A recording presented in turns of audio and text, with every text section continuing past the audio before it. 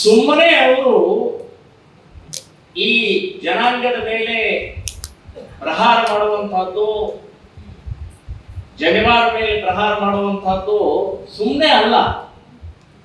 ಎಲ್ಲೋ ಒಂದು ಕಡೆ ಆಗಿದ್ರೆ ಯಾರೋ ತಪ್ಪು ಮಾಡಿದ್ದಾರೆ ಅಂತ ಅನ್ಕೋಬಹುದು. ಸರಣಿ ಇಡೀ ರಾಜ್ಯದಲ್ಲಿ ವ್ಯವಸ್ಥಿತವಾಗಿ ಸುಮಾರು 15-20 ಕಡೆ ಆಗಿದೆ. ಮತ್ತು ಇನ್ನೂ ಕೆಲವೊಂದು ಕಡೆಗೆ ಹೊರ ಬಂದಿಲ್ಲ, ಹೇಳಿಲ್ಲ, ಭಯದಿಂದ, ಹೆದರಿಕೆಯಿಂದ. ನನಗೆಲ್ಲೋ ಮತ್ತೆ ಪರೀಕ್ಷೆಯಲ್ಲಿ ತೊಂದರೆ ಆಗುತ್ತೆ ಅಂತನ್ನುವಂತಹ ಭಯದಿಂದ ಕೆಲವೊಂದು ಜನ ಹೇಳಿಲ್ಲ. ಹೀಗಾಗಿ ಸಾಕಷ್ಟು ಕಡೆ ಆಗಿದೆ. ಅಲಿಖಿತ ಇದು ಸೂಚನೆ ಕೊಟ್ಟು, ಒಂದು ಬರವಣಿಗೆ ಕೊಟ್ಟು, ಒಂದು ಲೆಟರ್ ಕೊಟ್ಟು ಮಾಡಿದಂತಹದ್ದಲ್ಲ. ಅಲಿಖಿತ ಮೌಖಿಕವಾಗಿ ಇದೊಂದು ಇಡೀ ರಾಜ್ಯಕ್ಕೆ ಸೂಚನೆ ಹೋಗಿದೆ. ಇದರ ಹಿಂದೆ ನಾನು ಹೇಳೋದು ಕಾಂಗ್ರೆಸ್ ಸರ್ಕಾರ ಇದೆ.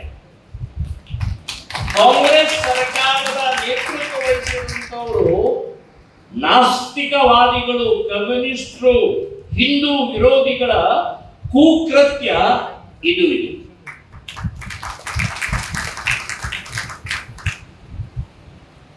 ಯಾರು ಮಾಡುತ್ತಾ ಇದ್ದಾರಲ್ಲ, ಯಾರು ಮಾಡಿದಾರಲ್ಲ, ಒಂದು ದಾರ ಕಟ್ಟು ಮಾಡಿದೆ ಅಥವಾ ಜನವಾರವನ್ನು ಕಟ್ಟು ಮಾಡಿದೆ ಅಥವಾ ಅಪಮಾನ ಮಾಡಿದೆ, ಇನ್ನೇನೋ ಅಪಪ್ರಚಾರ ಮಾಡಿದೆ, ಹೆದರಿಸಿದೆ ಅಂತನ್ನುವಂತಹದ್ದು ನಿಮ್ಮ ಉದ್ದೇಶ ಇದ್ರೆ ಅದು ಸಫಲ ಆಗೋದಿಲ್ಲ.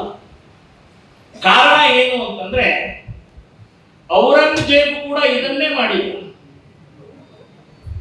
ಔರಂಗಜೇಬ್ ನಾನು ಯೂಟ್ಯೂಬ್ ನಲ್ಲಿ ನೋಡಿದೆ, ಎಷ್ಟು 200 kg ಜನವಾರ ತೂಕವನ್ನ ಮಾಡಿ, ಅಷ್ಟು ಜನರ ಜನವಾರ ಕಟ್ಟು ಮಾಡಿ ಕೊಂದು ಹಾಕಿದಂತ ಔರಂಗಜೇಬನ ವಂಶಜರು ನೀವು. ಇವತ್ತಿನ ಏನು ನೀವು ಇದು ಮಾಡ್ತಾ ಇದ್ದಲ್ಲ, ಅವನ ಮಾನಸಿಕತೆ, ಅವನ ವಂಶಜರು ಅಂತನ್ನುವಂಥದ್ದು ನಾವು ಹೇಳಬೇಕಾಗತ್ತೆ. ಅವರ ಉದ್ದೇಶ ಏನಿತ್ತು?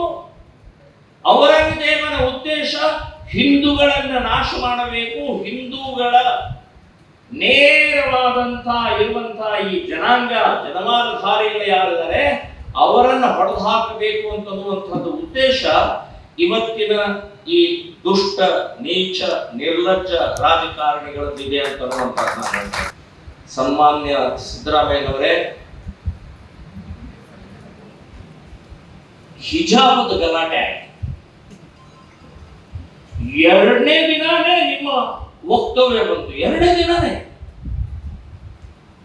ಅವರವರ ವೇಷ, ಅವರವರ ಪದ್ಧತಿ, ಅವರವರ ಸಂಪ್ರದಾಯ, ಅದನ್ನೇ ವಿರೋಧ ಮಾಡ್ತೀರಿ ಅಂತ ನೀವು ಇನ್ನೂ ಕೆಲವೊಂದು ಶಬ್ದಗಳನ್ನು ಅದರಲ್ಲಿ ಹೇಳಿದ್ರಿ. ಈ ಜನವಾರದ ಪ್ರಕ್ರಿಯೆಗೆ ನಿಮ್ಮ ಉತ್ತರ, ನಿಮ್ಮ ವಕ್ತವ್ಯ ಯಾವಾಗ ಬಂತು?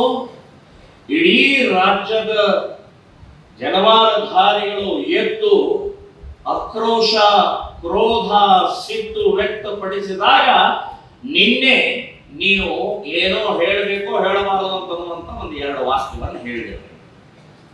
ನನಗೆ ಡೌಟ್ ಇದೆ, ನೀವೇ ಇದನ್ನ ಎಲ್ಲೋ ಮೌಖಿಕವಾಗಿ ಕಲಿಸ್ತಾ ಇದ್ದೀರಿ ಅಂತ. ಯಾಕೆ ನಿಮ್ಮ ಸುತ್ತಲೂ ನವಗ್ರಹಗಳ ರೀತಿ ನಿಮಗೆ ಬೋಧನೆ, ನಿಮಗೆ ಮಾರ್ಗದರ್ಶನ, ನಿಮಗೆ ಸೂಚನೆ ಕೊಡುವಂತವರು ಎಲ್ಲರೂ ಕೂಡ ಹಿಂದೂ ವಿರೋಧಿಗಳು, ನಾಸ್ತಿಕವಾದಿಗಳು, ಕಮ್ಯುನಿಸ್ಟರು ತುಂಬಿಕೊಂಡ್ಬಿಟ್ಟಿದ್ದಾರೆ. ಸುತ್ತಲೂ ಅವರೇ ಇದ್ದಾರೆ. ನೀವು ಮನೆ ಕಟ್ಟಿದ್ರೆ ನಾವೇ ಬೇಕು, ಮಗುವಿಗೆ ನಾಮಕರಣ ನಾವೇ ಬೇಕು. ಆದರೆ ರ್ಯಾಂಕಿಂಗ್ ಬಂತು, ರ್ಯಾಂಕ್ಗಳು ಬಂತು ಅಂತ ಅಂದ್ಕೊಳ್ಳೆ ಹೊಟ್ಟೆ ಒಳಗೆ ಉರಿಸ್ತಾಯಿತು. ಜನವಾರ ಅಲ್ಲ, ಜ್ಞಾನವನ್ನ, ರ್ಯಾಂಕಿಂಗ್ ಅನ್ನ, ಫಸ್ಟ್ ರ್ಯಾಂಕ್ ಬರ್ತಾ ಇರುವಂತಹ ವಿದ್ಯಾರ್ಥಿ ಜನಾಂಗವನ್ನ, ಅವರ ನೈತಿಕತೆಯನ್ನು ಕುಗ್ಗಿಸಬೇಕಾಗಿದೆ. ಮಟ್ಟಿಗೆ ಯಶಸ್ವಿಯಾಗಿದ್ದಾರೆ.